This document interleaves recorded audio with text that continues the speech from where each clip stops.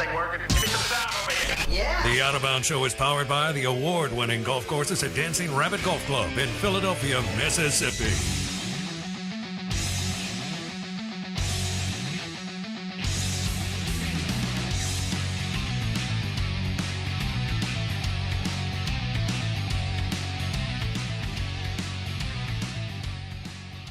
Our hoops discussion is brought to you by Miskelly Furniture and all the Miskelly sleep stores. Exciting times with the big tournament here tomorrow night, Mississippi State Pitt. The women will play on Wednesday in South Bend against Illinois. Ole Miss punched their ticket. They're going to Stanford, California. Women's hoops, their number 8 seed against Gonzaga. How about that? And then Alabama is the number 1 seed in the tournament. A football school is now a basketball school now that Kirby Smart has taken over college football. And Brian Kelly's going to be like 1A. So this could be a little bit of an adjustment for the Alabama Crimson Tide. Plus, they've got some baggage. There's no kind of. Understatement. They have some baggage and a cloud over the program, yet they just ripped off 3 wins in a row. And, hey, they played Friday, Saturday, Sunday. They did what they had to do, and they put the hammer down on A&M, who's a good team. Buzz Williams can coach. He may look like a high school linebacker coach, but Buzz can coach. And if you thought the league was tough, look at what Chris Jans has done this year at Mississippi State, and now Ole Miss hiring Chris Beard, who was really good at Texas Tech and Texas.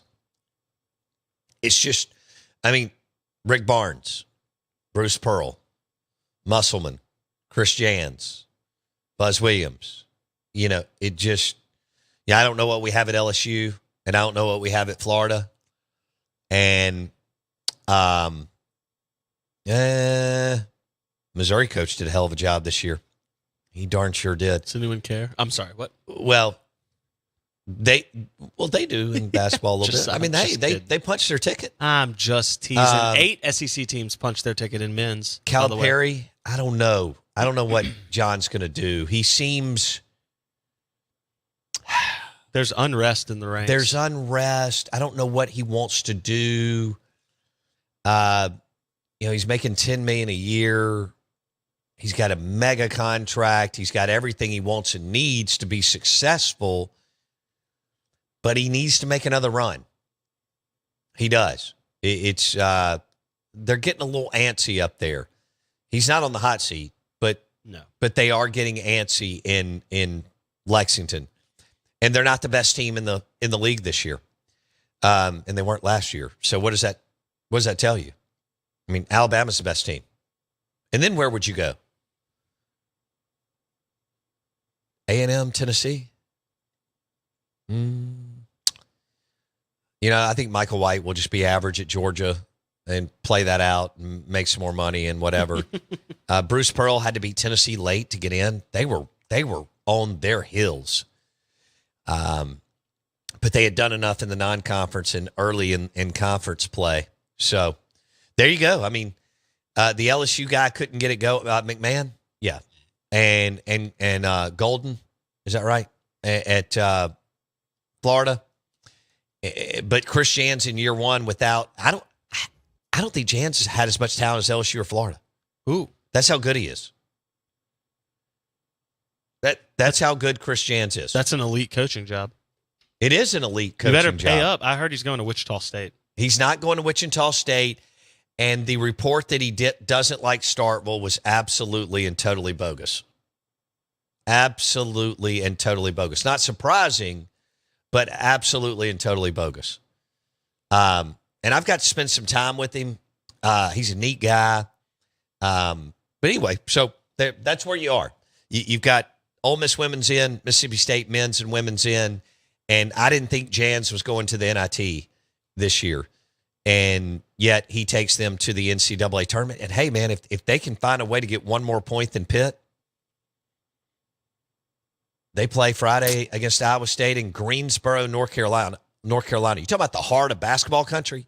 That's right. Like I said, I went to an ACC tournament there years ago. And y'all know it. They're eating up with it. Duke and North Carolina are 8 miles apart. Can you imagine if Mississippi State and Ole Miss were 8 miles apart? I mean, they're only 90 miles apart. But can you imagine if they were 8 miles apart? No. Isn't that crazy? Yeah. That Duke and UNC are set up that way in Durham and Chapel Hill? Yeah. It's insane. Isn't there one more, though, that's Which, right by the near way, there? Shire has Duke playing well. You may want to watch out on the Dukies. I know a lot of you love to hate them, and some of you love them, depending on, I loved them early. I went weird. I don't know what happened. I love Tommy Amaker and Dawkins, Johnny Dawkins. Loved that team in 85. I told y'all, 86, was it? Never Nervous Purvis broke my heart when I didn't like Denny Crum because Kenny Payne went there, and I thought Bob Boyd had him. Long story short. Anyway, I was rooting for Duke like crazy. And then by 91, I was not a Bobby Hurley and Christian Laettner fan. I was a UNLV fan. I loved Tark the Shark and UNLV. And UNLV had won it in 90, but when I went to the Final Four in 87, they were in it. It's true. It was, think about the coaches that I got to watch. Bobby Knight, Jim Boeheim, Rick Pitino, and Tark the Shark. Yeah, legends. 2 of the 4 are my favorite. Legends. I know Pitino's had some issues off the court, but to say that I loved Rick Pitino, when he went to Kentucky, I went nuts. And Tark the Shark was just my guy. I loved Stacey Augmon and Armand Gilliam and Greg Anthony. I loved Greg Anthony. Loved the way he played. So, and then I got to have Tark the Shark on the show. I never thought that would happen. That was a big deal for me. And it was early. It was like 04, 05, 06. He had a little bit of Mike Leach in him. You would call him off the air, and he would just talk to you for 20 minutes. I'm like, I'm talking to Tark the Shark. That's pretty cool. I worshiped this guy when I was a kid. And he would just be sitting out back at his pool, he told me, in Las Vegas, retired. In his book by Dan Wetzel, and if you love basketball or great storytelling, in his book, he left 2 tickets for Frank Sinatra at every home game for UNLV, the Running Rebels.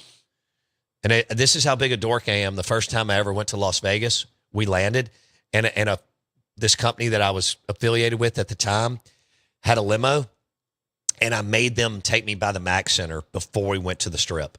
They were like, what are you doing? Yeah, what's wrong with this guy? I said, I have to go to the Mac Center where UNLV plays, or I can't function. And they were like, why, you weirdo? Yes, that's what they said. That's what they said. So that's funny. Y'all know that I'm going to really nerd out this week, and you got to give us a little. We're going to talk a lot of hoops. We will dance with some football, with some NFL free agency. I know about the Jalen Ramsey thing to the Dolphins.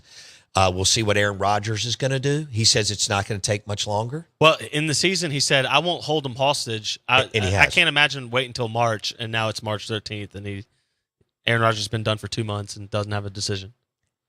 Packers fans are turning on him. I think the front office has had enough. Here's the deal, though. They don't have an owner. And where Green Bay has been amazing since they, was it Ron Wolf? And Holmgren acquired Favre. And he was a phenomenal general manager and really got, they didn't win in the 70s and 80s. They won in the 60s under Lombardi and then lost their way. Hard to win. Yeah, well, it's hard to win in the NFL. You're damn right it is. So when they have been winning for 30 years with Favre and Rodgers, but it's times like this where not having an owner with a measured and strong voice hurts them. Yep. And that's why, their makeup is cool. In that, they don't have an owner, but it's also a little bit of a challenge in times like this. So we'll see what Aaron Rodgers does. But we will talk a lot of hoops this week. I think Thursday through Sunday is as good as it gets. You can cook. You can have people over. You can be on your back patio, on your porch, in your living room.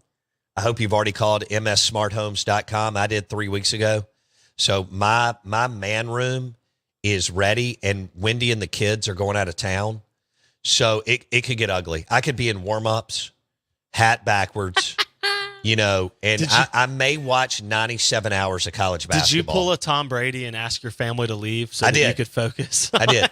It could get ugly from 11:15 Thursday morning until Sunday night at whatever that is, 9 o'clock, 10 o'clock. I may set a record. And last year when I had my torn meniscus, I damn near set a record of watching March Madness at the little resort that we stayed at Disney, because Wendy and Ella Hall were roaming around the parks, and I couldn't walk it until Dr. Jason Kraft with Mississippi Sports Medicine fixed me all up when I got home. So that's where I am, and I'm ready, and we may have Chris Jans, and we may not. Oh, yeah. All right, Blake, let our listeners know what's going on with our Out of Bounds Bracket Challenge. Well, yeah, you're talking all this basketball. You got to give people a chance to be a winner too, like you, man. That's right. So we're going to be we're putting together some awesome prizes. We're going to have more than one winner, of course, but we're doing the Out of Bounds Bracket Challenge. It's easy. I know everyone listening is a college basketball insider, an analyst, an expert. Sure they are. So they all are going to get it perfectly right. So I'm sure you'll have to be perfect to win. But if you want to get in to win, you go to Facebook, search the Out of Bounds Show, or Twitter @BowBounds, and join. It's pinned at the top. You can click the link, join the Out of Bounds Bracket Challenge. The code is Bounds. We put it on every social media post has the code there. If you can read, you can get in it to win it. So we're excited about it. Big prizes, big giveaways, and we'll see who has the knowledge, who can put together the best bracket. Okay, we'll figure out we've got a lot of stuff. I know that a night at the Golden Moon Casino and a couple rounds of golf at Dancing Rabbit Golf Club will be involved, but there'll be a lot more than just that. Thank you for setting that up. Out of Bounds Bracket Challenge. It's on Twitter @BowBounds. It's on Facebook. Search the Out of Bounds Show. Yep. Facebook, search the Out of Bounds Show. Twitter @BowBounds. And I'm excited. You're excited. First things first, though, we got the first game. That's Mississippi State Pitt. Ole Miss women don't play till later in the week. They got in. And then you'll have the Lady Dogs play on Wednesday at South Bend. But first things first, Mississippi State Pitt against a pretty big name guy in Jeff Capel, who played at Duke.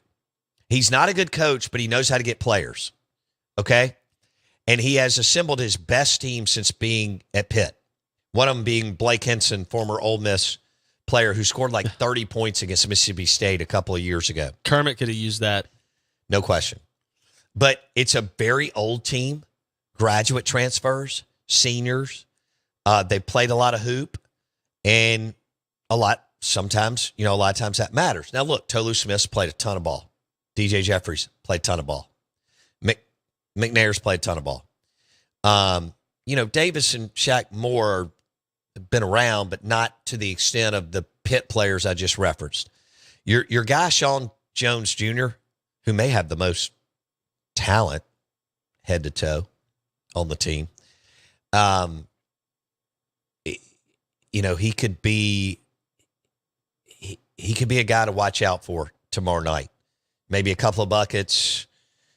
He likes to get out on that fast break. He can do some things. He's long, athletic. He's a really good player. Shaq and Davis or maybe Reed, I don't know, are going to have to hit, I think, a couple of shots for you to advance. How about that? Against Iowa State on Friday in Greensboro, North Carolina. Yep.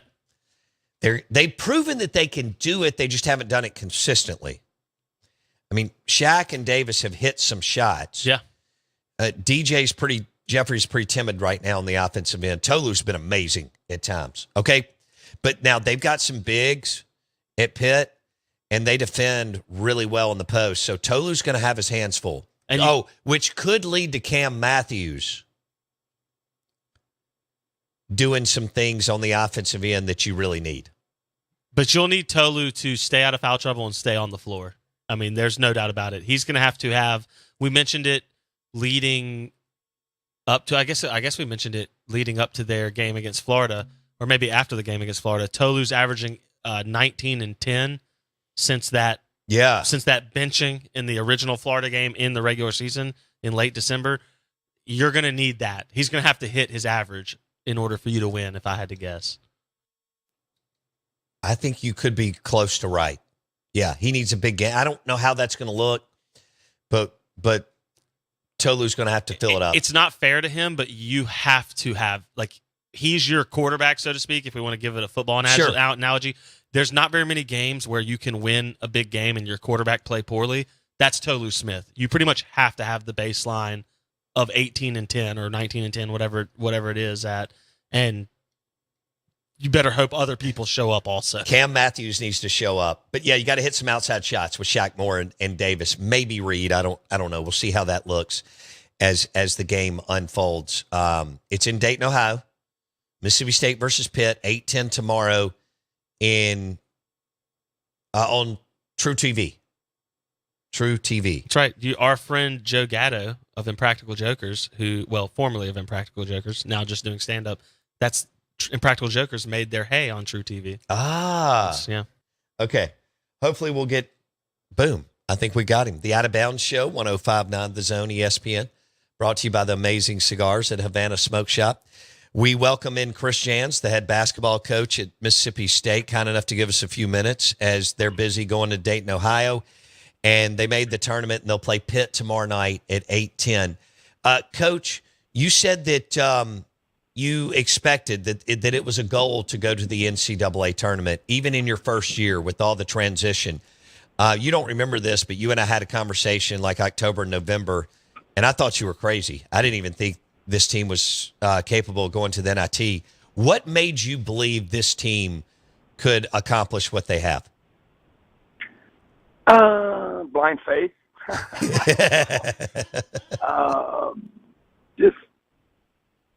I don't know. I felt like we had enough talent in the room once we got organized in the fall.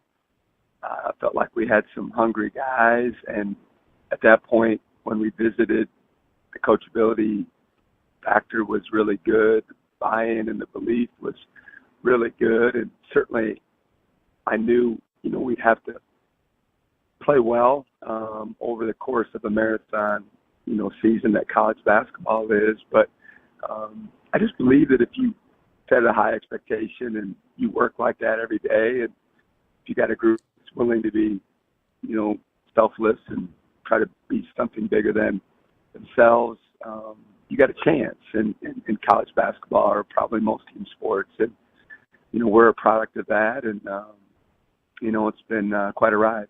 Yeah, it has. Chris Jans on the Farm Bureau Insurance guest line. So, Coach, Pitt is really good at defending the post, and Tolu's your main scorer. At times, you've gotten what you wanted out on the perimeter from Shaq and Davis and maybe some others. But as you look at that and their big men, what do you see from Pitt? Well, they got great length. That's one of the things that jumps off the page is they got 3 7-foot guys that all play on a regular basis, and sometimes they play 2 of them together. So that certainly, right from the jump, you got paint protection and rim protection. And like you mentioned, I think pretty well-known fact that we'd like to play inside out and play through Tolu as much as possible. And Pitt I've already known that with the film that they've watched. So it'll be interesting to see how it plays out. But they're 7-footers, but they're long and angular, and they run and they're skilled, but they're not maybe as strong and as quick as some of the other guys that Tolu has played against. But they have a great combination of this length and size, and then just shot makers, everywhere. I mean, 2 of those 3 7-footers shoot the 3. They're young kids, they're freshmen. I think they're twins, if I'm not mistaken. And then they got these guards that just can space the floor, and they're really, really old, and they got a really good ball club. So you've done this before, and you mentioned this actually a couple of weeks ago with us. But what's it like for you and your staff to prepare on such? I mean, it's the same thing for them, and the way you play defense. They got to figure something out over less than 48 hours because of the unique way and style that y'all defend at every level. But what's that like going in to tomorrow night, Coach? A lot of caffeine, not a lot of sleep, especially when you're playing the second game of the tournament on a Tuesday and you get announced on a Sunday. So you got 48 hours till tip time, and it just is what it is. And at the end of the day, it's not what we know about our opponent, but it's more important of how much information can we get in our kids' brain and get them to, tweak and adjust how we defend or run offense to try to, put ourselves in the best position. And that's what's most important. It's not what we can, learn. It's what we help these guys with. And but I got a veteran staff, and I feel really good about, being ahead of the game that way with the guys that are doing the scout and feeding me the information. And we'll practice, this afternoon once we arrive, and we'll have a bunch of meetings and video and try to do the best job we can. So tomorrow night at 8 o'clock, our guys are ready to roll.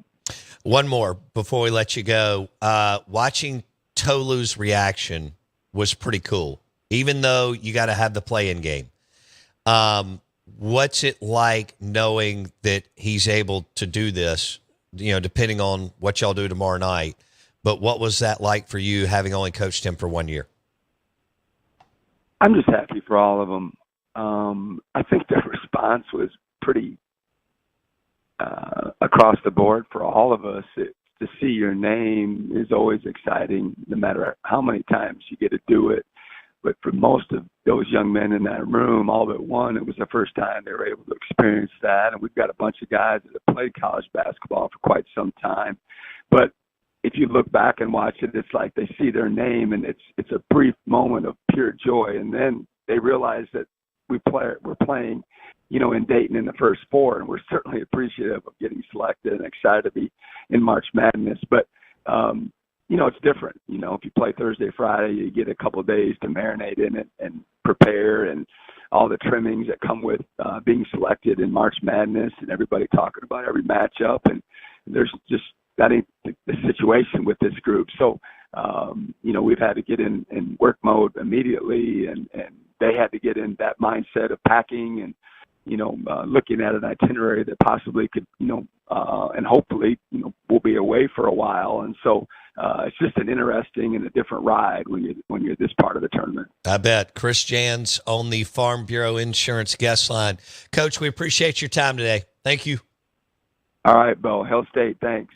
Chris Jans on the Out of Bounds show. They play tomorrow night against Pitt, 8:10 True TV. Jeff Capel, former Duke guard, is the head coach for Pitt. And this is his best team by far and away, Blake. 22-11, 14-6 in conference. And they have been rolling. So should be a hell of a matchup tomorrow night. That interview was brought to you by Bulldog Burger. Bulldog Burger, Lake Harbor and Ridgeland. Bulldog Burger in Starkville and Bulldog Burger in Tupelo. Have a great day. If you missed any of the show, go to Apple Podcast and search Out of Bounds with Bo Bounds. Also, Blake wants you to jump in the Out of Bounds Bracket Challenge. All right? It's pinned on our Twitter page or whatever feed, at Bo Bounds. Jump in. We're going to have some great prizes. This is what it's all about. The big tournament the next few weeks. Out of Bounds Bracket Challenge. Go to Twitter. It's pinned at the top. Or Facebook. Search the Out of Bounds show. Hope you have a wonderful Monday. And we will be back tomorrow, if Blake lets me.